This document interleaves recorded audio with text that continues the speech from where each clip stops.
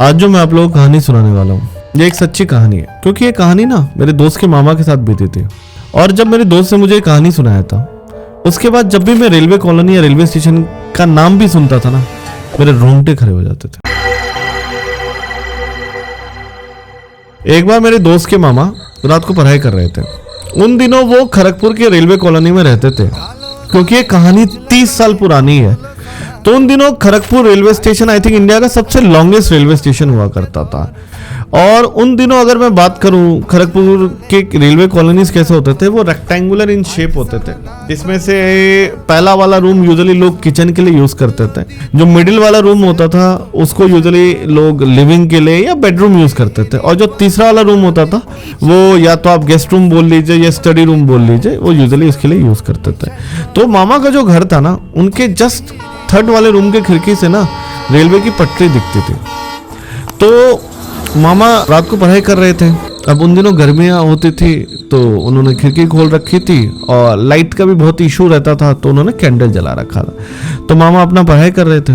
उसी वक्त क्या होता है, एक बैंड पार्टी का ग्रुप वहाँ खिड़की के सामने से गुजर रहा होता है। उसमें से एक आदमी आता है और मामा को बोलता है, बेटा माचिस मिलेगी क्या, मुझे बीड़ी पीना है। मामा ने बोला, हाँ जी कोई दिक्कत नहीं है, आप ये माचिस ले लीजिए।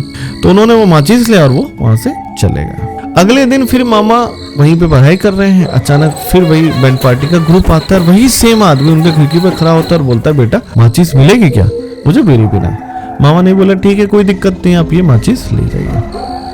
दूसरे दिन के बाद फिर तीसरा दिन हुआ, सेम बैंड पार्टी का ग्रुप उसी टाइम वहां से गुजर रहा होता है, वही सेम आदमी आता है उनके खिड़की पे और बोलता है, बेटा माचिस मिलेगी क्या, बीड़ी पीना है। अब मामा ने बिना सोचे समझे उनको वापस फिर माचिस दे दिया।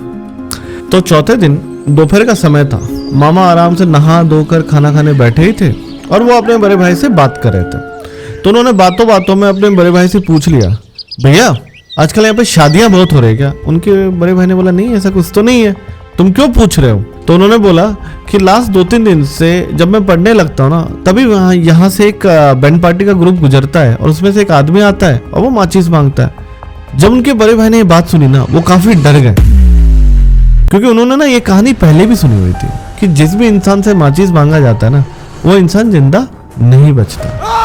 तो उन्होंने सोचा, अगर ये बात मैं अपने छोटे भाई को बताऊंगा तो शायद वो डर जाएगा। तो मैं एक काम करता हूँ, आज रात से ना मैं उसके साथ सोने लग जाता हूँ, ताकि कुछ भी होगा ना मैं उसे बचा लूंगा। और यूजुअली ये हमारी ना ह्यूमन मेंटालिटी भी होती है, हम ये सोचते हैं कि जिस इंसान से हम ज़्यादा प्यार करते हैं ना, शायद मैं उसके साथ रहूंगा ना तो उसके साथ कुछ गलत नहीं होगा।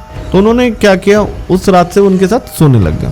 1 दिन बीता, 2 दिन बीता, 4 दिन बीता, ऐसे देखते देखते हफ्ता गुजर गया। उन्होंने देखा कि उनके भाई के साथ कुछ नहीं हुआ। तो उन्होंने सोचा कि क्या ये कहानी में कुछ सच्चाई भी है, लोगों ने ऐसे ही अफवाह उड़ाया हुआ था। तो उन्होंने सोचा, मैं एक काम करता हूँ, मैं उन लोगों के घर वालों से मिलता हूँ जहाँ पे ये आप बीती हो चुकी है।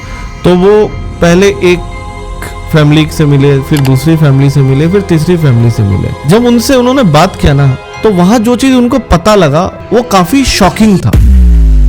शॉकिंग इसलिए था क्योंकि जिन भी 3 लोगों की मृत्यु हुई थी ना, उनमें से किसी भी व्यक्ति ने एक भी दिन उस ग्रुप को माचिस नहीं दिया था।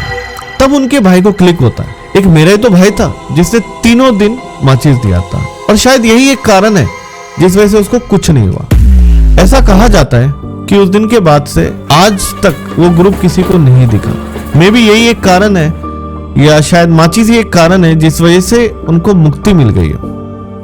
आज वो मामा रेलवे में लोको पायलट है और तकरीबन 2-2.5 साल बचा है उनका रिटायरमेंट का। इस कहानी से हमें ये सीख मिलती है कि कई बार अगर आपका इंटेंशन अच्छा हो तो कई गलत चीजें भी सही हो जाती है। थैंक यू दोस्तों, अगर आप लोगों ने मुझे यहां तक सुना। अगले हफ्ते हम फिर मिलते हैं एक नई अनकही अनसुनी कहानी के साथ।